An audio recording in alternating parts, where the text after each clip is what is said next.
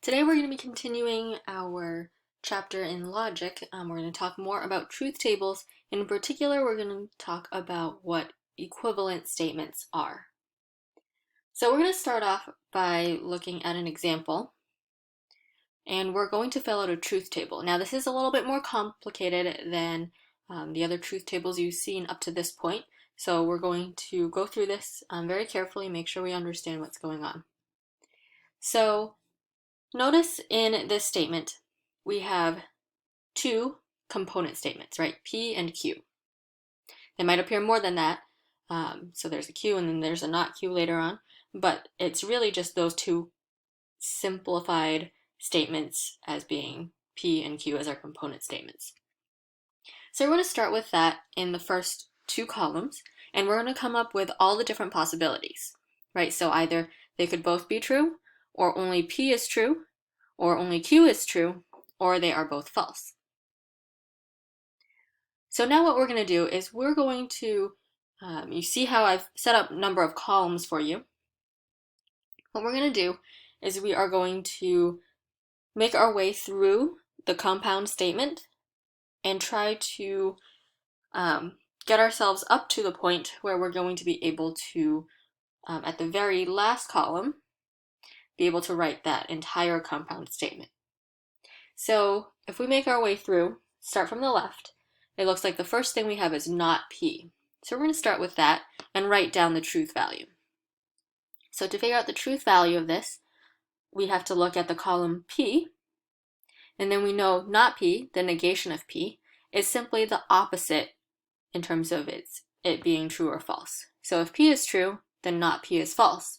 If P is false, not P is true. So this is going to be false, false, true, true. Okay, for the next step, we have not P and Q. So we're going to go ahead and write that entire thing that's in the parentheses in. Now for this, we want to look at the column that says not P and the column that says Q. We don't have to worry about the P column. So not P and Q is a conjunction. So that means this is only going to be true if both statements are true. So you're looking at the Q column and the not P column. All right, the first one there, only one of them is true, so this is false. Second row, both are false. The third row, both are true, so if they're both true, then the compound statement not P and Q will also be true. And then the last one, this is going to be false, because at least one of them is false. So they both have to be true in order for it to be true if you're working with an and statement. Okay, moving along in our statement, we see a not Q, so let's give that a column. And now let's fill out what this is going to be. Again, negation means it's going to be the opposite of Q. So not Q. If Q is true, not Q is false. If Q is false, not Q is true. So this is going to be, you want to look at the Q column there. Not Q is going to be false, true, false, true. Okay, so now we can combine those last two columns that we just filled out, not P and Q, or not Q. And now remember, if you have an or statement, a disjunction, this is going to be true as long as at least one of those is true. Okay, so now we can just focus on those two columns that we last filled out, right? So if at least one of those statements is true, then this last column here will be true. So in this first one, we have they're both false, so this is going to be false. In the second row, not Q is true, so this is going to be true. The next one, not P and Q, is true, so this is also true. And then the last one, not Q is true, so this is also true. So that's how you would construct a truth table for a statement. You want to start with, well, what are the component statements, P and Q, write out all the different possible combinations there, and then slowly make your way through the compound statement slowly building up until you get to the entire compound statement.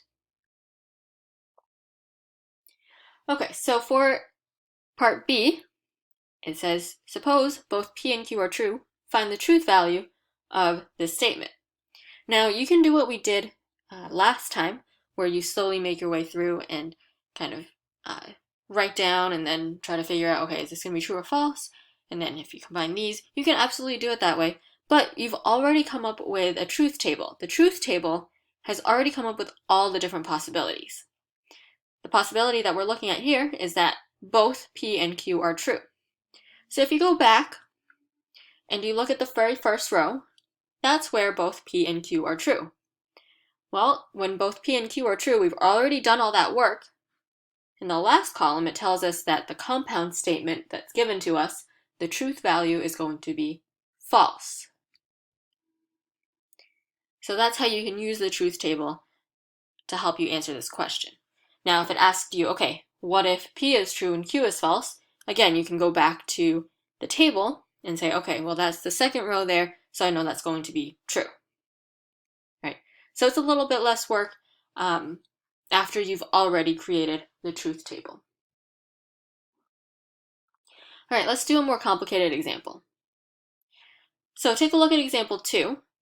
We see here that if you look for how many component statements you have 3, right? You have P, Q, and R. So in the first 3 columns, we're going to have P, Q, and R. Now, there are more combinations that we can come up with because there are more component statements. So I find the easiest way to kind of keep track is that there are going to be 4 different instances where P is true and 4 different instances where P is false. And then for Q, same thing, but we're just going to alternate so that we have different combinations here. So true, true, false, false, true, true, false, false. And then for R, same thing, but we're going to alternate even more frequently so that we have different combinations. So true, false, true, false, true, false, true, false. So you'll notice by filling it out this way, we've actually come up with the 8 different combinations that you can have. Where in the first row, P, Q, and R are all true. In the next one, only R is false. Only Q is false. Both Q and R are false. Only P is false. P and R are false. P and Q are false, or all 3 of them are false. So that comes up with all the different combinations that are possible. Again, we're going to start making our way through the compound statement. So we'll start with not P. And this is going to be the negation of P. So this is going to be false, false, false, true, true, true. Okay, making our way through. We're going to put the not P with the and R. So now you're looking at the not P column and the R column. Remember that this is only going to be true if both statements are true. So that would be false, false, false, false. Here both of them are true, so it's true. Next one's false, and then both are true here, so this is true. And the last one is false. All right, so that takes care of that parentheses. Now let's look at the second set of parentheses. We have not Q. Okay, so let's leave us a column for that. And again, this is going to be the negation of Q. So this is going to be false, false, true, true, false, false, true, true. All right, let's combine it with not P. So not Q and not P. That's the second parentheses we have there. So now you're going to focus on the not Q column and the not P column. This is a conjunction. This is an and statement, so that must mean that both have to be true in order for the conjunction to be true. Okay, so looking at the not Q and not P column, both are false here, so that's false. This is false. Here we have one of them is false, so that's false. One of them is false here, so that's false. Not Q is false here, so that's false. Not Q is false here. And then it looks like both are true here, and both are true here. Okay, now the very last column is putting the 2 sets of parentheses together. So now you want to make sure you're looking at the correct columns. You want to be looking at the column that says not P and R, and the column that says not Q and not P. Now these two are connected by an OR. That means that as long as one of them is true, then this is going to be a true statement. Okay, so the first one, both are false. Second one, both are false. Both are false and both are false. Next one here, we see the first parentheses is true, so this is true. Next one, they're both false. Next one, both sets of parentheses are true, this is true. And the last one here, the second set of parentheses, that's true, so this is true. Okay, so let's look at part B. This says, suppose P is true, Q is false, and R is true. Find the truth value of this statement. So again, you could go about trying to write down whether not P is true or false, R is true or false, and then work through it, but you've actually already done that work. So let's just go back to the truth table and find the row that shows where P is true, Q is false, and R is true. So P being true, Q being false, and R being true, it looks like that's going to be the third row. And if you look at the third row, the very last column tells us that's going to be false. So we can say right away, this is false. Okay, now you notice that in example 1 and in example 2, we had a different number of rows, right? In example 1, we only had 2 component statements and we had 4 rows.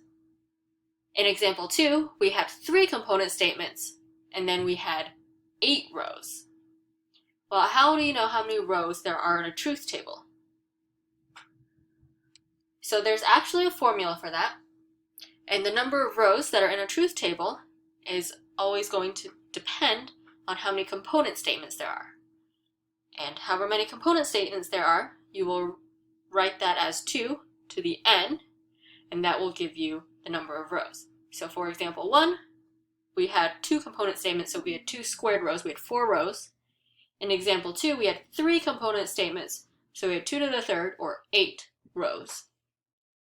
Okay, the next thing we're going to talk about are equivalent statements. So for equivalent statements, we say that 2 statements are equivalent that have the same truth value in every possible situation.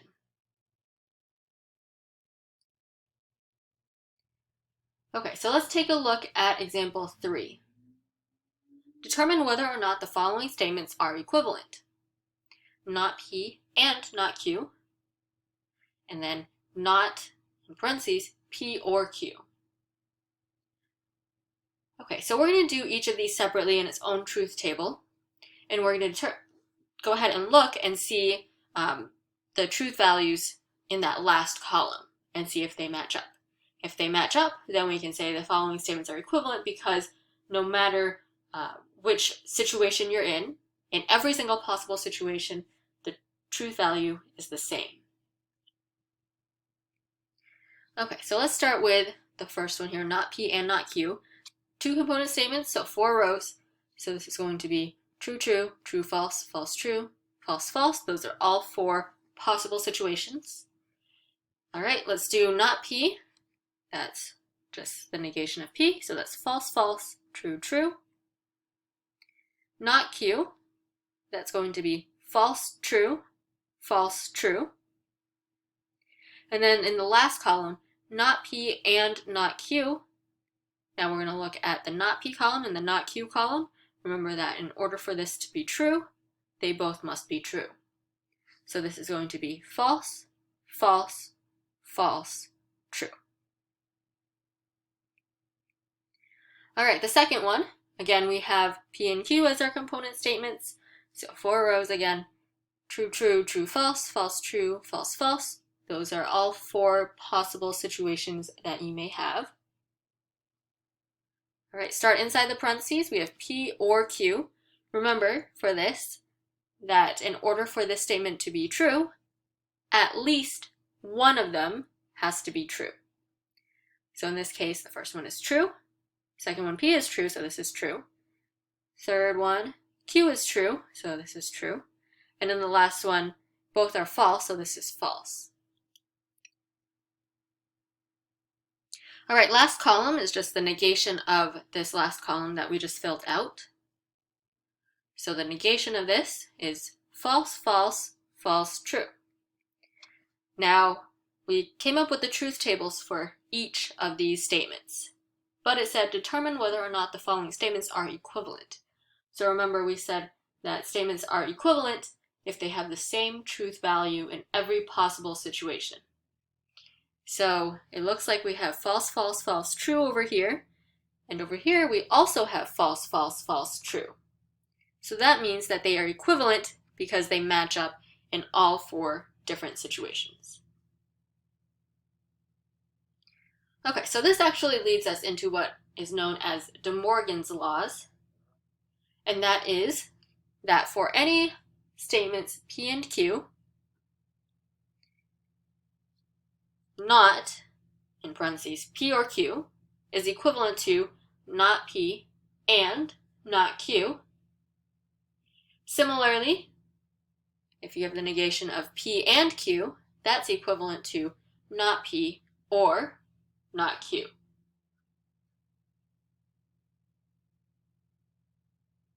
So you'll notice that in example 3, we actually already showed that that first one that you just wrote down, that is true, right? Now you could do the same thing with the second one as well and show that they are equivalent. But as you'd be able to do that, but as you can sort of see the similarities, it's really just a matter of, okay, if it's in parentheses, you can take it out of the parentheses, you can think of it as kind of distributing, except that you need to change the and to an or the or to an and.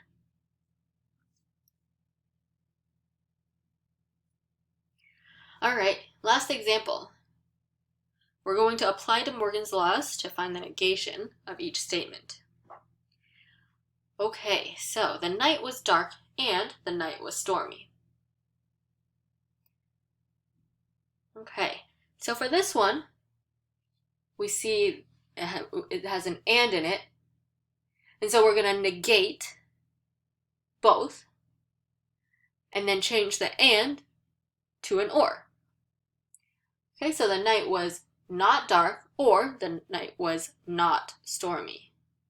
Okay, so we're finding the negation of each statement and applying De Morgan's laws. So think of it as, in order to negate one of these statements that has an and or an or in it, you negate it, you negate each statement, and then you change the and to an or the or to an and. All right, let's do the same thing with the second one. Either John will play the guitar or George will not sing. Okay, so we're going to change that or to an and we'll negate both of those statements. So John will not play the guitar and George will sing.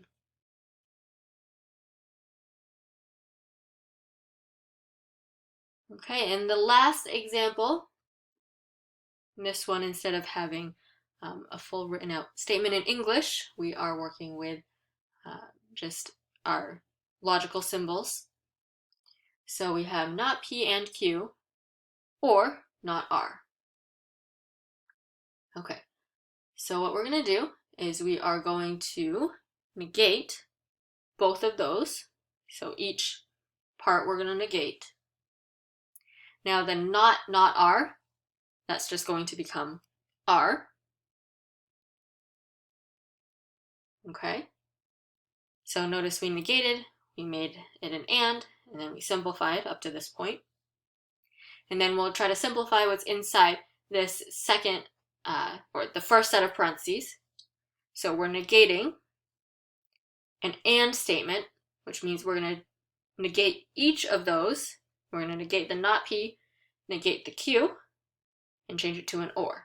So this is going to become P or not Q, right? Negate not P becomes P, negate the Q becomes not Q, change the and to an or.